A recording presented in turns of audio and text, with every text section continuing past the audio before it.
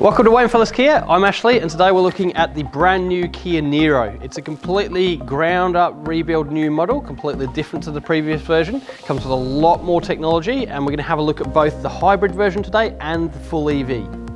So first of all, have a quick look at the EV version of the new Niro. As you can see, everything's pretty well shielded under the bonnet here. This is where the electric motor sits. It is front wheel drive directly onto the axle there. 150 kilowatts of power on the electric motor, and it gives you a 460 kilometer range. So it's a pretty decent amount of driving that you'll get out of that. The way that you can tell the difference between the hybrid and the EV, there's some differences in the styling cues. So the grille, you'll notice, is a little wider here than the hybrid that you'll see in a second. And the flap for the charging is located here centrally. The reason that they've done that is so that no matter where you pull up to a charger, it's going to be convenient for you to have access to it.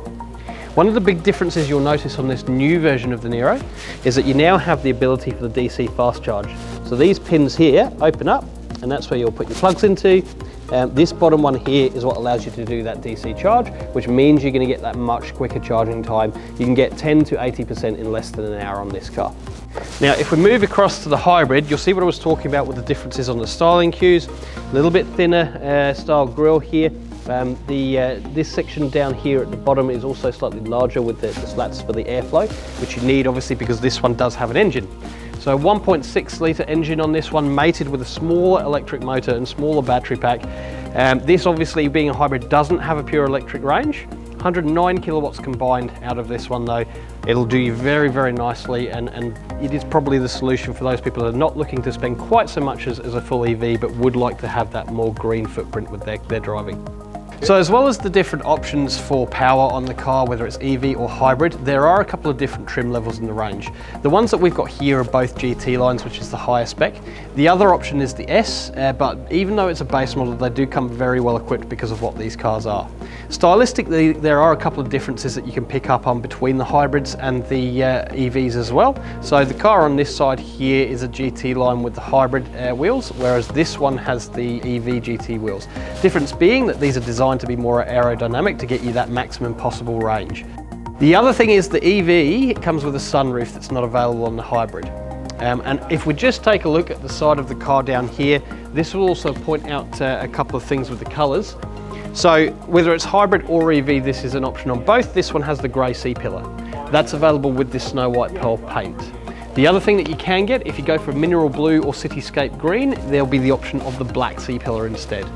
If you go for any of the other colours, like your reds or your blacks, they'll just come body coloured. And of course, these ones you do have the option to have that C-pillar body coloured as well.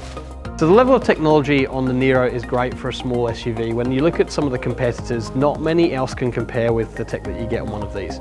The GT line models both have the power tailgate. And what you'll see as well is that Kia are renowned for this. They managed to create a great amount of space on the interior of the boot, on the interior of the passenger cabin as well. This is quite flexible, so this particular blind is a bit of a unique sort of innovation. This actually folds up and you can store it underneath the floor here with your other tools. You've got all your charging equipment on this one because it's the EV. And if you do take this out, you can create quite a lot of space. And I'll just show you what happens when we put the seats down. These will all fold flat. Should you do that, what you'll see is that you can easily fit some large pieces of furniture or lots of luggage and that sort of thing in there. It's a pretty flexible car. So one of the other things that we've already mentioned is that there's a lot of space, and these Kia are great at creating the maximum space possible. So in the back row here, I'm 6'2" and I'm pretty comfortable. My head's not actually touching the ceiling. I've got a little bit of space between my knees and the back of the seat here. There's an armrest, you've got cup holders. Even has its own separate vents and USB ports in the back here for passengers to be able to enjoy themselves and have a comfortable ride, maybe watch a movie on an iPad or something like that. So as mentioned before, the Niro comes with a full suite of technology that you wouldn't see in many other small SUVs. That's right from the base model through into the GT here with the safety features, and that includes things like your lane guidance assist, your autonomous braking, your adaptive cruise control, all the way through to comfort features, niceties like your climate control with heated and cooled seats, your wireless charging for your phone, your premium sound system. It even has adaptive interior lighting that you can change the colour on. One of the biggest things that people do notice though is this big dual curve screen. So if I turn the car on, you'll see how this works. The infotainment system here is all at your fingertips in the left-hand screen. You've got on the right-hand side here all your car information, all the details that you might want for your driving, your EV guidance and all that sort of thing. This screen here where you can see these climate control features, even that is adaptive. So if I flick this button here, it actually switches over to the shortcuts for the main screen. And the other thing that you get with the EVs, because they don't have a traditional gearbox, they don't need the big gear shifter. So with this dial shift, you get a lot more space. Now the last thing that I will mention with this is the Kia Connect system. That is brand new. This is the first car that's had it. It allows you to control a lot of the functions of the car with your mobile phone, and I will show you that app so that you can see what I mean. So this is the Kia Connect app, and I've connected this to this Niro so that you can see how this works. Now, with a car with a normal combustion engine, it would have the option to actually start the car here. Because the EVs obviously work a little bit differently, that's replaced by a climate control section on here. You can see that you can lock and unlock the car remotely, and you can do that from anywhere that you are in the world, because the car actually has an inbuilt modem to enable it to connect to the app and reach you wherever you are. You can see that obviously there's options for the vehicle status that will give you details such as your tyre pressure, it will tell you your range for the EV and things like that. And even to the point where you can track the car, you can see exactly where we are here in Reynella. Now, the other thing you can do with this is what's called geofencing. So if you choose to set certain boundaries, then the car will let you know if it's driven outside of that area. It will send you an alert on this app. So really great if you're going to be letting teenagers and that sort of thing use your car. You're going to be able to keep track of where they are, and the car will let you know if they've gone somewhere that you have asked them not to go with it. So taking a drive out in the Niro, and this one being the EV version, you can really see the difference between this and the traditional car. It's very, very quiet. There's very little noise, obviously no engine whatsoever, and all you really get is that little bit of road and wind noise. Obviously you have all your sound system and that side of things in the infotainment here, but you can see at the moment that's set up to be an EV specific display, which is showing you range and all sorts of things like that. The other thing, which is a very different thing, is that the EVs have what's called regenerative braking. So if I increase that here, what will happen is that as I take my foot off the accelerator, the car literally starts to slow down without me putting my foot on the brake. Essentially the motor takes on that braking for you. And obviously there's a lot of benefits to that, because number one, it's going to save wear on your brake pads and discs. Number two, once you get used to it, it's actually a quite intuitive way to drive as well.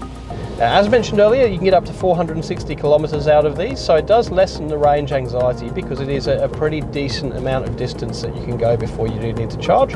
But the amount of infrastructure for charging is increasing all the time. And that's something that is going to stand you in good stead in the future. It does mean that the car's going to end up being very cheap to run because the servicing costs are pretty low, having very little mechanicals in it. Now there are different drive modes on it. You've obviously got your normal mode. If you go to your sport mode, the other thing is with EVs, because of the torque in them, they do take off very, very fast. So you get up to speed very quickly. And then of course the version that most people are going to drive it in with those modes is the eco mode. Reason being that you're trying to maximize your range, and as we said earlier, it's 460 kilometers, so it does help with that range anxiety because that will take you a fairly long way, and the amount of infrastructure for charging is improving all the time. You'll find more and more of those charging sites will become available. Speaking of the charging, Kia do have a range of different options for chargers that you can have installed at home as well. It includes the actual charging point itself plus the install. That will depend which one you go for as to what type of wiring you have in your house, what kind of setup you want, because obviously the higher grade ones are going to charge the car faster, but you do need to have a pretty good setup at home to be able to cope with one of those. So whether it's the hybrid or the EV Niro that you're interested in, come down today and see us at Wayne Phillis Kia. We've got both of them available to test drive, and whichever one it is, we're sure that you'll love it.